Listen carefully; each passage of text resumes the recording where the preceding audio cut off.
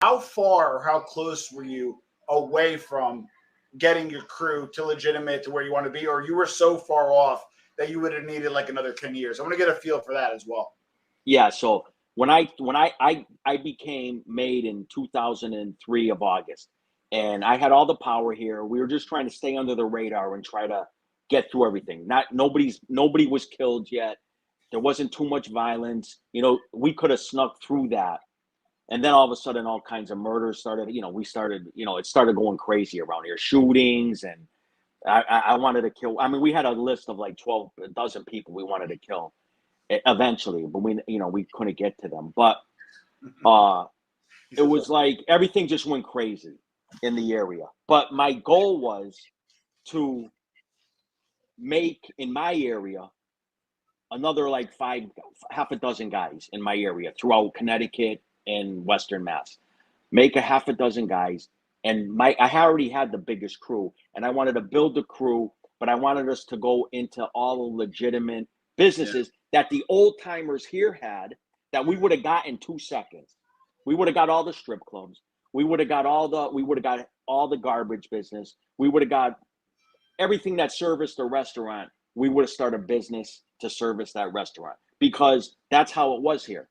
Every restaurant, when we walked in, they're like, "What can I do for you?" We need the dumpsters. You got it. What else can I do? Buy the wholesale, buy the foods from us. What else can I do? But that's old school. Like Cosa Nostra had its iterations, right? But that's old school, historical Cosa Nostra, all the way back to Sicily. You're the butcher. You buy your meat from a friend. You buy your linens from a connected place. You buy your cheese. You know, so in a way, neighborhoods. Correct. In the neighborhoods, right. Correct. But there's no more neighborhoods. I mean, the neighborhoods all got dwindled down. We're talking, so just picture that same mentality. So picture the world as a neighborhood. That's how I pictured it. The world is a neighborhood. So I'm not just looking at it as the south end of Springfield, the Italian section. No. I want all of Connecticut. I want to go into New York. I want to go into Rhode Island. I want to go all the way into Albany. I want it all. And that's all our neighborhood, because we know all the restaurant people. We're there. We're eating at all these restaurants. You know, we spend money at your places too. And there's no extortion involved in that. You know, like they try to say, well, that's kind of an extortion. It's not extortion. Correct. You know, I know what they try to say because of who you are. Well, you're a mafia guy and you're a reputed member of a family, and so what? It's legitimate business. Correct. You know, but the way the feds look at it is, it's a form of extortion. It's not, though. It's not a form of extortion. You're going there. What if I give the guy a better price than he's paying for the contract that he's got now? If he's paying for his dumpster $500 a month and I charge him $400, how is that extortion? Yeah, good point. So when you got your button, did you have more responsibilities, or was it the same? Like, you know, Monday or Sunday night, you got your button. Come Monday, Tuesday, what was it? You know, was it right? It was nice. It wasn't bad. It was just nothing really changed. It was one pain in the ass. If it wasn't for this one pain in the ass, if it wasn't for that guy, I mean, you know, wanting me to go meet him all the time for fucking nothing. If it wasn't for, and he's the one that, you know, ended up being the informant, and he was the one that, remember when you asked me earlier, was there greed involved? Yes.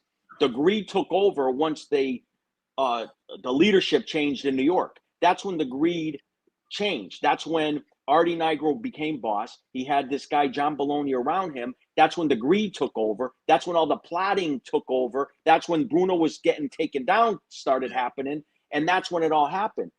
But when I got made, I mean, it was still it was a nothing thing. I had all kinds of, listen, I had every single legitimate, I had every single thing you could think of on the street business going, right? People don't realize that, but when you break it down, break down a sports business and see how easy it is to run. You know, we started using it going overseas in Costa Rica, our office, and then you got a big loan shark business. Then you got a number business that's doing close to 100,000, you know, 75,000 a week. Go try to go get somebody and put those businesses together. It takes, you know, and we had all those. I had all the infrastructure going on. Never mind the legitimate businesses, half a dozen of restaurants throughout the whole area, bars. You already had your schedule filled as a non-made guy. And it was nothing though. I tell you, it's like as much as I had and the money that was rolling in, I was still bored. I lived a great life. I woke up. It was like I smoked cigars. I'm out having a future. Monday, Yeah, I mean, it was like I got to go I see had- this one, and this one. Tuesday. well. No, here's the thing. You got to understand, Jason. I had partners. So another thing I do, I brought in partners, and I'll tell you a deal. But we won't have time now. I want to tell you this deal I did with these two lowlifes in my area. But I brought in partners in everything that I did. So in sports business, right? So you would think like I brought in partners in my sports. You know, So so now they were partners with me